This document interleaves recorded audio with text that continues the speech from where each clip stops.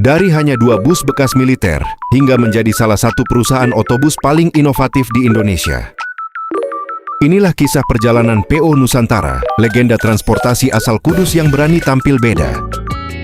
Bukan cuma soal mengantar penumpang, Nusantara dikenal sebagai pelopor eksperimen sasis langka, bus mewah rumah berjalan, hingga armada yang bikin bus mania geleng-geleng kepala.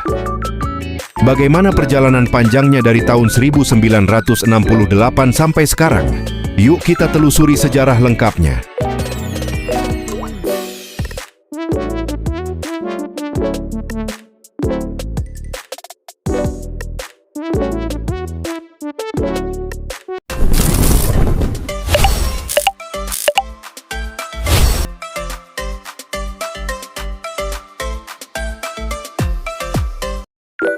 Perjalanan ini dimulai pada tahun 1968, ketika Jonathan Budianto mendirikan perusahaan otobus di tengah kondisi transportasi darat yang masih sangat terbatas. Di masa itu, memiliki visi untuk membangun perusahaan bus bukanlah hal yang umum. Namun justru dari keterbatasan itulah, Nusantara mulai menapaki jalannya.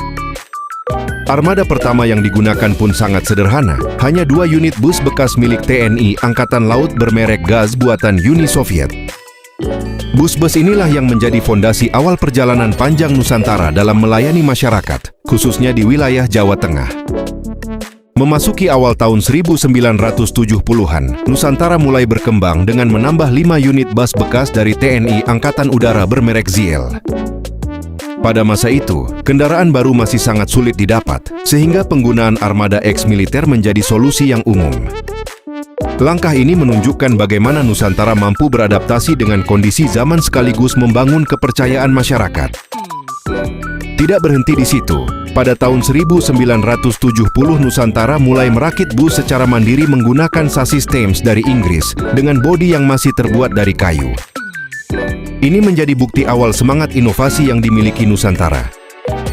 Seiring waktu, pada tahun 1975 mereka mulai menggunakan bodi berbahan baja dengan mendatangkan bus Ford dari Amerika Serikat yang memberikan peningkatan besar dalam aspek keselamatan dan kenyamanan.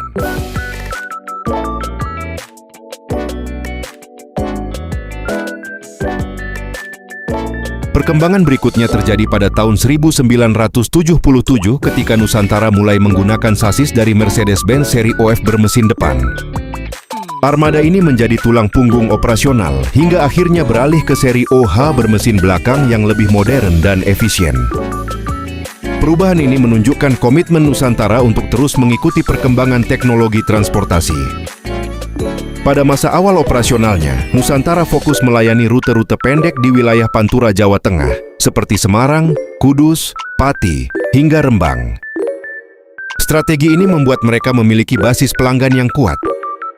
Memasuki era 1990-an, Nusantara mulai memperluas jangkauan ke kota-kota besar seperti Jakarta, Bandung, Surabaya, dan Malang. Dari sinilah Nusantara berkembang menjadi pemain besar di sektor bus antar kota, sekaligus mulai mengembangkan layanan bus pariwisata. Untuk menunjang kenyamanan penumpang, Nusantara juga menghadirkan rumah makan, So Tasty sebagai tempat singgah selama perjalanan jauh, memperkuat pengalaman perjalanan secara keseluruhan.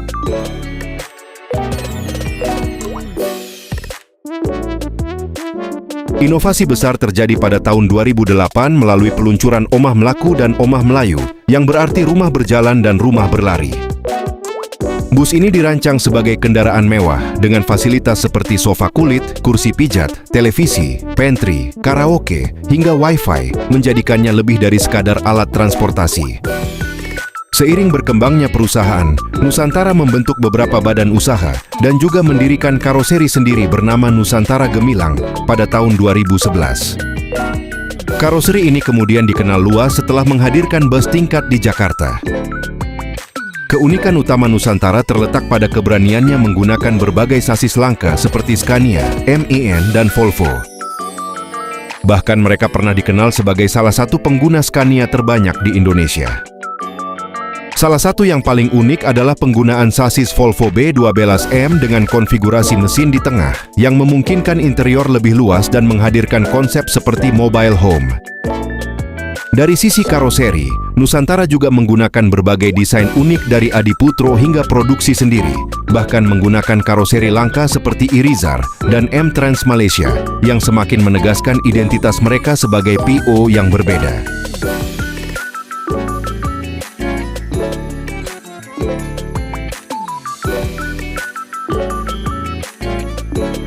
Pada tahun 2019, dalam rangka ulang tahun ke-50, Nusantara meluncurkan bus tingkat Conqueror berbasis sasis MAN sebagai simbol kemewahan dan inovasi yang kemudian disusul unit tambahan pada tahun 2021.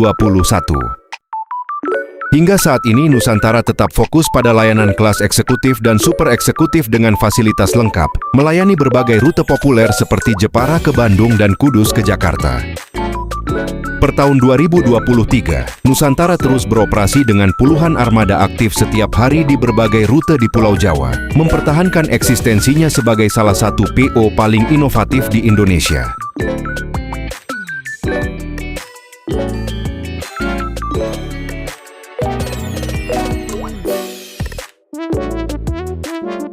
Dari bus bekas militer hingga menjadi pelopor bus mewah dan eksperimen sasis langka, perjalanan PO Nusantara membuktikan bahwa inovasi adalah kunci untuk bertahan dan berkembang. Bukan hanya soal perjalanan, tapi juga pengalaman yang diberikan kepada setiap penumpang. Kalau menurut kamu, apa yang paling menarik dari Nusantara? Tulis di kolom komentar ya. Dan jangan lupa subscribe untuk konten sejarah bus lainnya yang nggak kalah menarik.